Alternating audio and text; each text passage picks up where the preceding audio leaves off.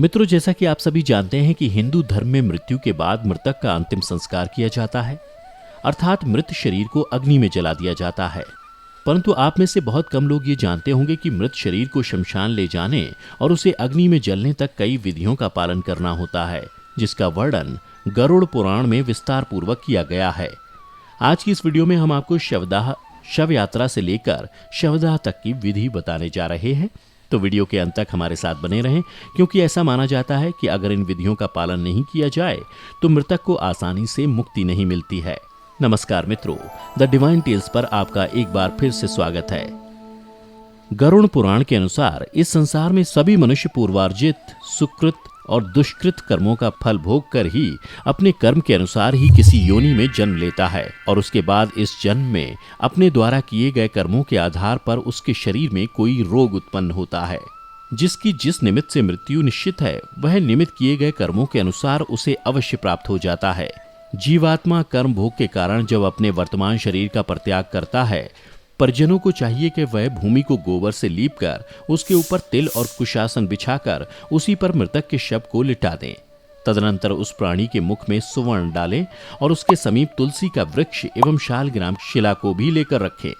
तत्पश्चात यथाविधान विभिन्न सुतर्कों का पाठ करें, क्योंकि ऐसा करने से मनुष्य की मृत्यु मुक्तिदायी होती है। उसके बाद मरे हुए प्राणी के शरीरगत विभिन्न स्थानों में सोने की शलाकाओं को रखने का विधान है, जिसके अनुसार क्रमशः एक शलाका मुख, एक एक शलाका नाक के दोनों छिद्र, दो दो शलाकाएं नेत्र और कान, एक शलाका लिंग तथा एक शलाका उसके ब्रह्मांड में रखनी चाहिए। उसके दोनों हाथ एवं कष्ट भाग में तुलसी रखें। इसके बाद मृतक के शव को 2 वस्त्रों से ढककर कुमकुम और अक्षत से पूजन करना चाहिए। तदनंतर उसको पुष्पों की माला से विभूषित करके उसे बंधु बांधवों तथा पुत्र पुरवासियों के साथ अन्य द्वार से ले जाएं। उस समय अपने बांधवों के साथ पुत्र को मरे हुए पिता के शव को कंधे पर रखकर स्वयं ले जाना चाहिए। जिस स्थान में मनुष्य मरता है, उस स्थान पर मृतक के नाम से शव नाम का पिंड दिया जाता है। उस पिंडदान को देने से ग्रह के वास्तु देवता प्रसन्न हो जाते हैं और उससे भूमि तथा भूमि के अधिष्ठात्री देवता प्रसन्न होते हैं। द्वार पर जो दूसरा पिंडदान दिया जाता है, उसका नाम पांत है। उसे देने से द्वारस्थ ग्रह देवता प्रसन्न होते हैं। चौराहे पर खेचर नामक पिंडदान होता है। इस पिंडदान को देने से भूत आदि देवयोनियां बाधा नहीं करती। विश्राम स्थल पर होने वाला पिंडदान भूत संज्ञक है। इसको देने से पिशाच, राक्षस और यक्ष आदि जो अन्य दिग्वासी योनियां हैं, वे जलाए जाने योग्य उस मृतक शरीर को अयोग्य नहीं बनाती। हे खगेश्वर, चिता स्थल पर पिंडदान देने से प्रेतत्व की उत्पत्ति होती है। एक मत में चिता पर दिए जाने वाले पिंड का नाम साधक है और प्रेत कल्प के विद्वानों ने इस श्राद्ध को प्रेत के नाम से अभिहित किया है। चिता में पिंडदान देना चाहिए।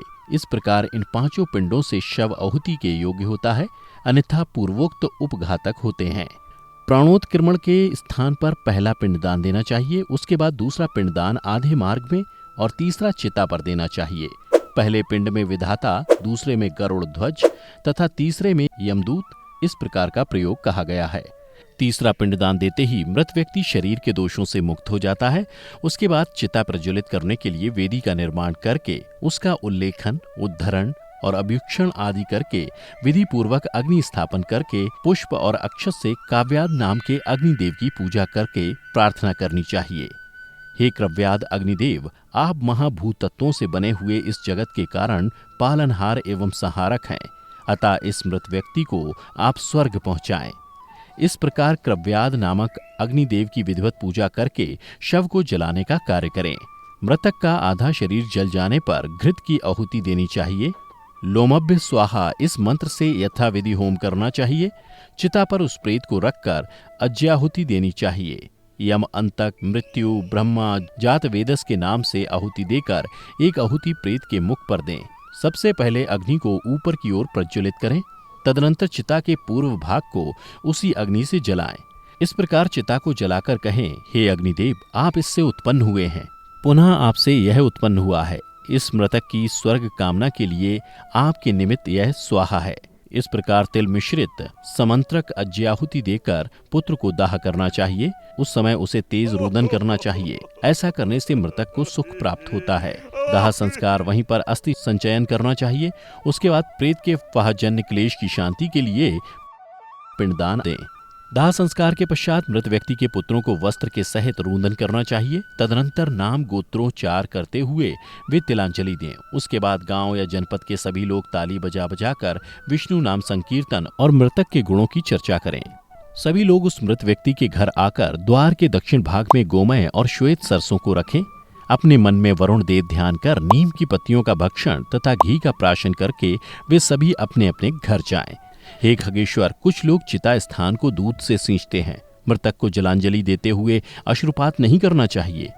बंधु बांधवों के जो उस समय रट हुए मुंह से कफ और नेत्रों से आंसू गिराया जाता है, उसको ही वह प्रेत विवश होकर खाता है। अतः उन सभी को उस समय रोना नहीं चाहिए। अपनी शक्ति के अनुसार क्रिया करनी चाहिए। हे तार्श, सूर्य के अस्त हो जाने के बाद घर के बाहर अथवा कहीं एकांत में चौराहे पर दाह क्रिया के दिन से लेकर 3 दिन तक मिट्टी के पात्र में दूध और जल देना चाहिए, क्योंकि मरने के बाद जो मूढ़ हृदय जीवात्मा है वह पुनः उस शरीर को प्राप्त करने की इच्छा से यमदूतों के पीछे पीछे शमशान, चौराहा तथा घर का दर्शन करता हुआ यमलोक को जाता है। प्रतिदिन दशाह तथा प्रेत के लिए पिंडदान और जलांजलि देनी चाहिए। जब तक दशाह संस्कार ना हो जाए तब तक एक जलांजलि प्रतिदिन अधिक बढ़ाना अनिवार्य है। वह और्ध्वदैहिक संस्कार पुत्र के द्वारा अपेक्षित है। उसके अभाव में पत्नी को करना चाहिए। पत्नी के ना होने पर शिष्य, उसके ना होने पर सहोदर भाई कर सकता है। शमशान अथवा किसी तीर्थ में मृतक के लिए जल और पिंडदान देना चाहिए।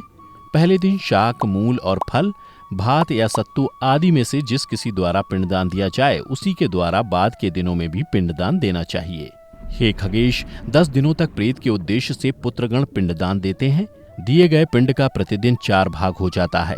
उसके 2 भाग से मृतक का शरीर बनता है, तीसरा भाग यमदूत ले लेते हैं और चौथा भाग मृतक को खाने को मिलता है। 9 दिन रात में प्रेत पुनः शरीर युक्त हो जाता है।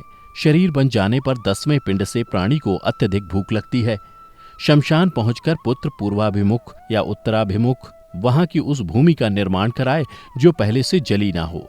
उस चिता में चंदन, तुलसी और पलाश आदि की लकड़ी का प्रयोग करना चाहिए। फिर मटकी में जल लेकर चिता की परिक्रमा करनी चाहिए और उसके बाद पुत्र या स्वजन द्वारा मुखाग्नि देनी चाहिए। इसके साथ ही कपाल क्रिया करना भी जरूरी होता है। अतः शव के जलने का अंतिम समय आए तो उसके सर वाले हिस्से पर 3 बार डंडे से प्रहार करना चाहिए और जब शव पूरी तरह जल जाए तो सभी परिजनों को उस जगह से चले जाना चाहिए और जाते समय इस बात का भी ध्यान रखना चाहिए कि कोई पीछे मुड़कर ना देखे। तो मित्रों, उम्मीद करता हूं कि आपको भगवान श्री कृष्ण की ये कथा पसंद आई होगी। अगर पसंद आई हो तो अपने तक सीमित ना रखें बल्कि अपने मित्रों और रिश्तेदारों के साथ भी शेयर करें। अगर आप हमारे चैनल पर पहली बार वीडियो देख रहे हैं तो ऐसी ही कथा के लिए अभी सब्सक्राइब कर लें। फिलहाल आज की वीडियो में इतना ही। अब हमें इजाजत दें। वीडियो को अंत तक देखने के लिए आपका बहुत बहुत शुक्रिया।